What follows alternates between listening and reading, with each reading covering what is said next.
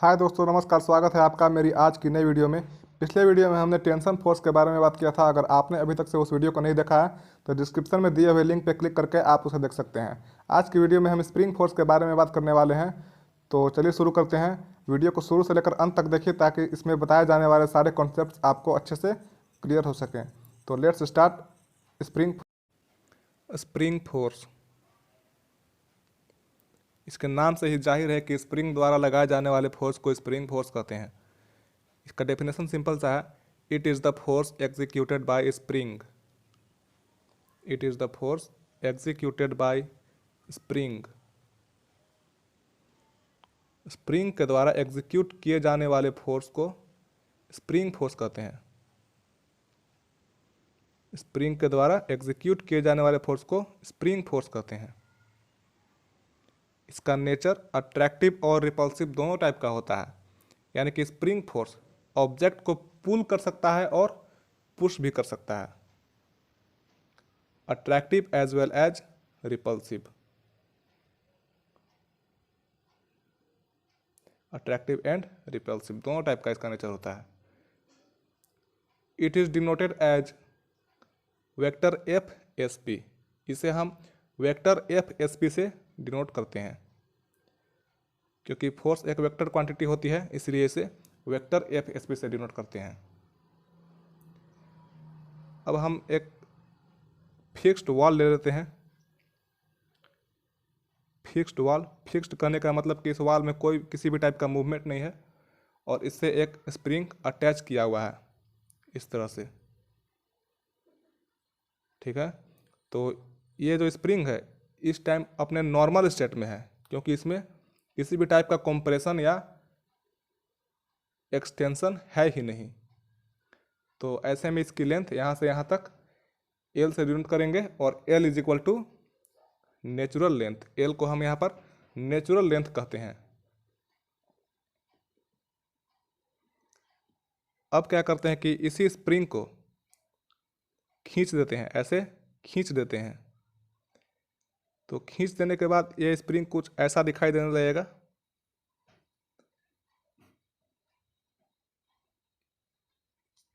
Spring को खींचने के बाद ये कुछ इस तरह का दिखने लगेगा। तो इस स्टेट को एक्सटेंशन स्टेट कहते हैं। खींचने के बाद स्प्रिंग जिस स्टेट में है उसे हम एक्सटेंशन स्टेट कहते हैं। एक्सटेंशन करने के बाद इसकी लेंथ बढ़ गई है। पहले इसकी लेंथ यहाँ से यहाँ तक थी एल और एक्स यूनिट लेंथ बढ़ गई है। यहाँ से यहाँ तक लेंथ बढ़ गई है और इस एक्स को हम एक्सटेंशन या इलोंगेशन कहते हैं। X is equal to extension और इलोंगेशन।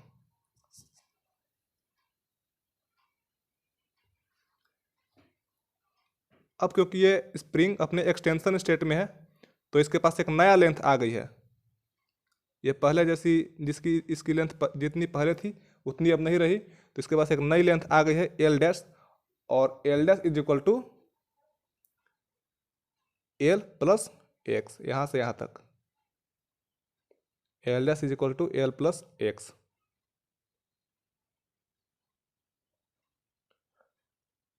अब क्या करते हैं कि इसी स्प्रिंग को हम कंप्रेस कर देते हैं, इसे हम दबा देते हैं इस तरह से। ऐसा करने के बाद स्प्रिंग कुछ इस तरह का दिखने लगेगा। स्प्रिंग को हमने कंप्रेस कर दिया है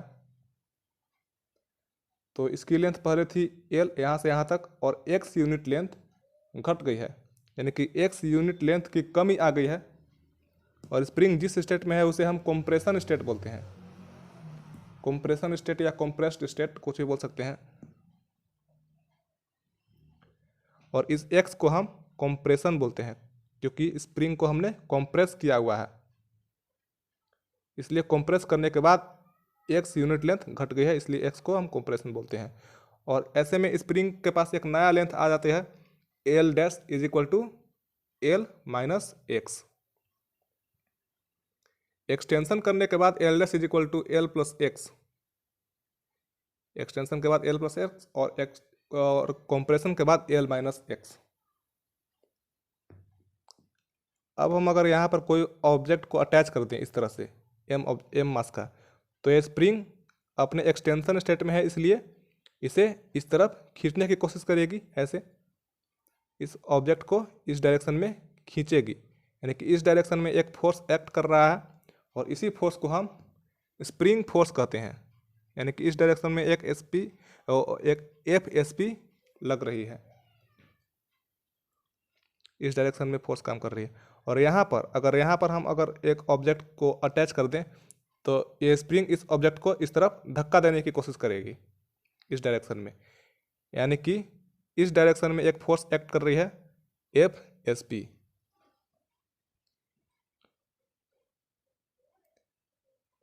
तो अब इन कंप्रेशन स्टेट और इन एक्सटेंशन स्टेट, दोनों स्टेट में फोर्स का डायरेक्शन अपोजिट होगा। यानी कि direction of force in compression state is opposite to the direction of force in extension state. Spring को एक कंप्रेस करने के बाद और इस स्प्रिंग को एक्सटेंड करने के बाद दोनों के डायरेक्शन में, दोनों डायरेक्शन एक दूसरे के अपोजिट हो जाएंगे। Direction of F S P in compression state is negative of direction of F S P in extension state.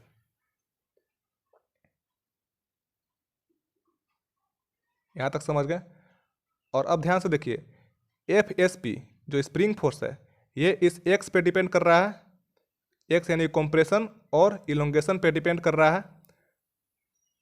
इसको हम ऐसे बोल सकते हैं, F S P depends on compression और elongation, F S P depends upon extension और compression. यानी कि F S P is directly proportional to X. अब यहाँ से हम प्रोपोर्शनैलिटी का साइन हटाएंगे, प्रोपोर्शनैलिटी का साइन हटा देते हैं तो हमें एक नया कांस्टेंट देना पड़ेगा। यानी कि F S P is equal to K X, और इस के को हम स्प्रिंग कांस्टेंट कहते हैं। के इज स्प्रिंग कांस्टेंट और एक्स को हम एक्सटेंशन या कंप्रेशन कहते हैं। इसके का एक नया नाम है spring constant. F S P is equal to K X, एक नया इक्वेशन मिल गई हमें। अब यहाँ ध्यान से देखिए, ये जो के है, के की एसआई यूनिट क्या होगी? SI unit of spring constant, यानी कि एसआई यूनिट ऑफ के इज न्यूटन पर मीटर। कैसे?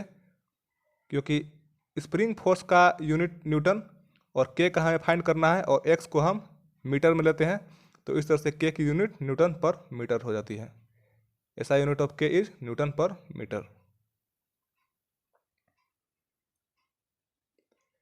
तो यहाँ से हम के को अलग करने की कोशिश करते हैं। K is equal to F S P by X. यहाँ से हम कह सकते हैं कि K S P is inversely proportional to X, यानी K S P is directly proportional to 1/x। और यहाँ x क्या है? x तो लेंथ को ही बढ़ाने या घटाने का फैक्टर है। x is change in length, यानी कि लेंथ का ही एक पार्ट है x। तो हम इसको इस तरह से भी लिख सकते हैं, k is directly proportional to 1/l। और यहाँ से प्रोपोर्शनलिटी साइन को हटाने के लिए हमें एक नया कांस्टेंट देना पड़ेगा c। तो k is equal to c/l, यानी कि k into L is equal to c, और c एक नया कांस्टेंट है। तो K L is equal to constant, यानी कि spring constant into natural length of spring, natural length of spring is equal to constant c। इसको अगर words की भाषा में बोले तो क्या बोल सकते हैं? Product of spring constant and natural length of spring remains constant. Product of spring constant and natural length remains constant. Spring constant और नेचुरल लेंथ का प्रोडक्ट कांस्टेंट रहता है। तो K L is equal to C, sorry यहाँ पर C होगा, K नहीं होगा, K L is equal to C, यानी कि K one L one is equal to K two L two is equal to के थ्री एल थ्री, हमेशा ये कांस्टेंट रहेंगे अप टू के एल एल एन। यानी कि इस एक्सप्रेशन से हमने एक नया इक्वेशन फाइंड कर लिया। अब एक एग्जांपल ले लेते हैं। एक स्प्रिंग है, इसका के हमें दिया हुआ है, के का value 100 newton per metre. Spring constant is equal to 100 newton per metre. और एक्स यहाँ कॉम्प्रेशन या एलोंगेशन कुछ भी हो सकता है, तो X is equal to 10 centimetre हमें गिवन है। तो हमें स्प्रिंग फोर्स का मैग्नीट्यूड फाइंड करना है।